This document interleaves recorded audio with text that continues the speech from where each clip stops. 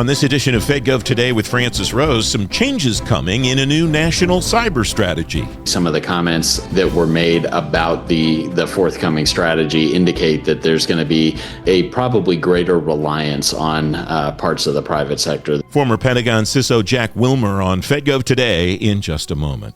First, a scheduling note. The next FedGov Today podcast is coming tomorrow. No show on Thursday this week because of Thanksgiving. Former NASA CIO Renee Wynn is here tomorrow, and then the show returns next Tuesday as usual. You always get the show on Apple Podcasts, Spotify, on the FedGov Today YouTube channel, or on demand at fedgovtoday.com. The new national cyber strategy will be more offensive than before, according to the new national cyber director and the FBI.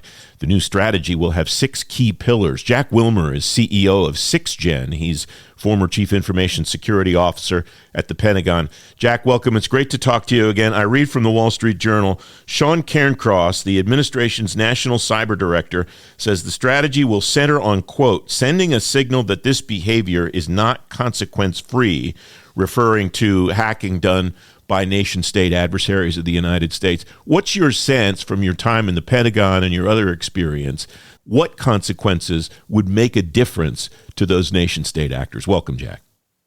Thank you, Francis. First of all, thank you for having me on here. And I think it's actually a really important step that the administration is taking. And your question is spot on, which is what are the consequences that the threat actors would actually listen to?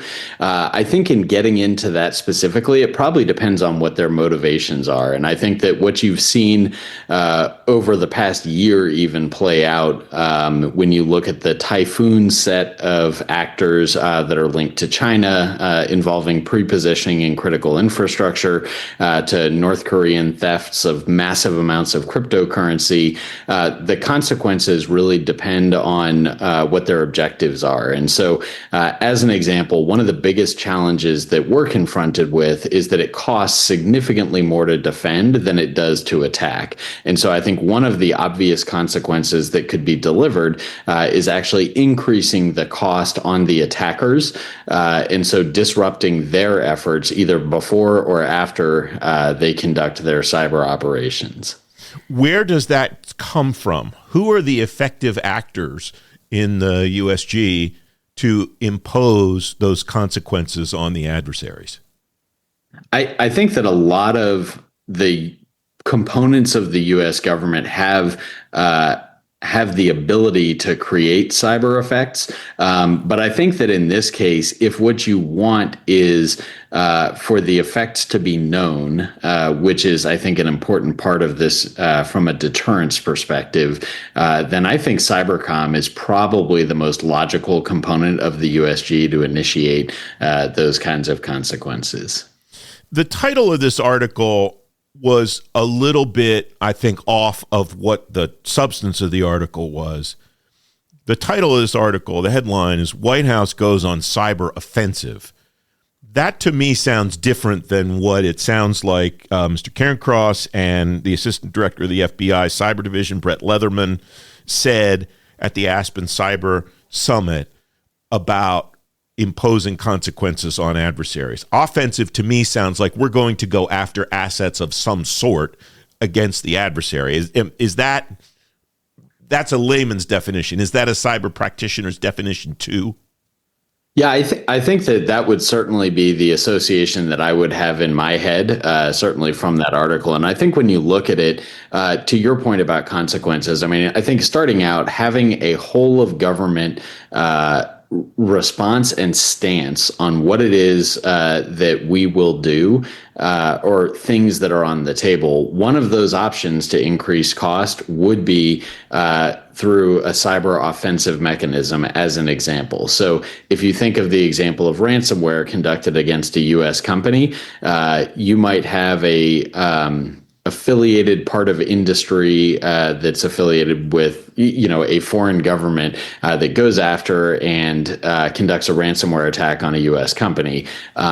that is usually a pretty lucrative thing. If they've already searched and found out that that company has insurance, they generally have an idea of about how much they would be able to get for that attack. And if the US government were to respond and effectively conduct a ransomware attack against that organization and stop them from being able to use their infrastructure to conduct future attacks, that now makes it more expensive to go after the next US company. And obviously, the US government would not be conducting ransomware, but just denying them access to their cyber assets. So that could be an example, theoretical, obviously, of like what an offensive cyber action could mean. And that kind of connects with something that you said before we went on the air, which is the concept, I'm not quoting you, but the concept that you were laying out there is that what nation state actors do to the United States in terms of a cyber attack wouldn't necessarily work if the United States were to do that to another country. Just because they do it to us, it's not necessarily effective for us to do it back to them. What did you mean by that, Jack? Yeah, I think that, a lot of it is when you look at just the American way of life and the importance of that our government puts on their actions. So in other words, predictable responses. If, for example, there was to be a cyber attack on our water supply, I think part of the reason why you haven't seen that executed is that could certainly be construed as an act of war. And I think the U.S. has a pretty declaratory policy on what impacts of an act of war would be. And I think that you could quickly get into escalation like that. And I think that's where adversaries have shied away from actually executing attacks on our critical infrastructure.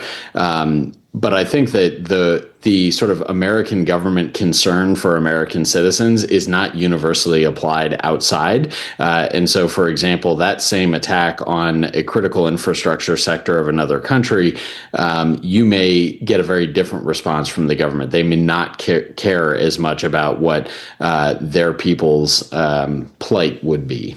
And that kind of circles back then to what the consequences are that would either, as you said, make an adversary listen to the strategy that's coming out and act accordingly. And then I guess from a military perspective, if we think about cyber as a domain, as the department does, what's the deterrence effect? What are the actions that would drive deterrence from nation state actors or other organizations from perpetrating these attacks in the first place? It kind of connects back to the very beginning of this conversation. Yeah, 100%. And I think that, where it gets really challenging, like I said, I think that we've actually been very effective at deterring actions that could logically be seen as an act of war. I think those have not happened. And I think a lot of that is because adversaries are very concerned about how the U.S. would react if a sector like that was impacted. But I think that where we've traditionally looked to deter actions below that threshold, so for example, theft of intellectual property, or to me, what's even more concerning is pre-positioning on our critical infrastructure. And so if you look at, again, the Volt Typhoon series, there's not a whole lot of intelligence value in some of what these threat actors have done. So they've got pre-positioned access in our in parts of our critical infrastructure. They've done the investigations to figure out how the control systems of, for example, water utilities or energy sector actually work. They have pre-positioned access so that at a time and place of their choosing, they could actually deny our ability to use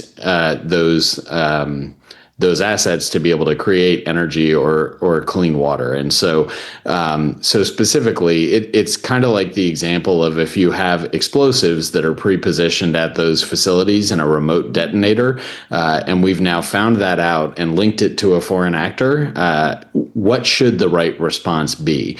Obviously, they haven't executed anything yet, but they're certainly prepared to be able to. And so I think that's what this strategy is trying to get after, is really articulating that kind of the past response of like naming and shaming and just saying, hey, we're going to issue an indictment, knowing full well that they're probably never going to be extradited to the U.S. to face a trial, has not been sufficient at deterring those actions below, that which would constitute an act of war. Is it significant in your mind that the cyber division at the FBI is the civilian agency that appears to be the point with the defense agencies on this? I think that, first of all, I would expect anything to be effective needs to be a whole of government response. And I'm sure that the whole of government has been involved in helping to form this strategy and publish it. I do believe the FBI has played an outsized role to date in terms of, as I mentioned, the indictments. They have pretty significant cyber capabilities as well. And I think that's what you would expect for any crime that has, occurred domestically. They're going to be involved there. I think that when you look at actually executing, to your point earlier, of who would actually perform the consequences, whatever that would be, I think FBI will certainly have a role in that. But I also think that's where I mentioned before, cybercom, depending on what the actual specific incident is, would also likely play a critical role. Well, and I have to, so based on that, thank you for making me think about that, because then I have to correct my own inference on that. The article says Brett Leatherman, Assistant Director of the Federal Bureau of Investigation Cyber Division, said the agency worked with the White House on developing the strategy, and I inferred from that they're running point for the civilian side, and that's not what this actually says at all. It just says the FBI worked with the White House, and it leaves room for any other civilian agency to be involved. So thank you for correcting me in the gentlest possible way, Jack. No, of course. And I would expect, just based on having been in those involved in those types of discussions in the past, it's usually a whole of government kind of effort that's brought together in forming that kind of strategy. And at the end of the day, especially in this space, it's important that the whole of government has a coordinated response, including State Department, FBI, the military, et cetera. So I think that is actually a really important point, is that we have a united response and a united stance, against these kinds of aggressive cyber acts against our country. The final thought: what is the right role of the private sector, critical infrastructure sectors and so on, but the private sector as a whole, to engage not on an industry vendor type relationship with the government, but just on a partnership level with these various agencies that will be implementing and executing this? Yeah, I mean, partnership with the private sector is incredibly important. And when you look at a lot of what the targets have been, they've either been the private sector or closely affiliated with the private sector. So I think that organizations understanding how to better defend themselves. And then I think also the U.S. government has a long history of partnering with the private sector, across the entire spectrum of cyber.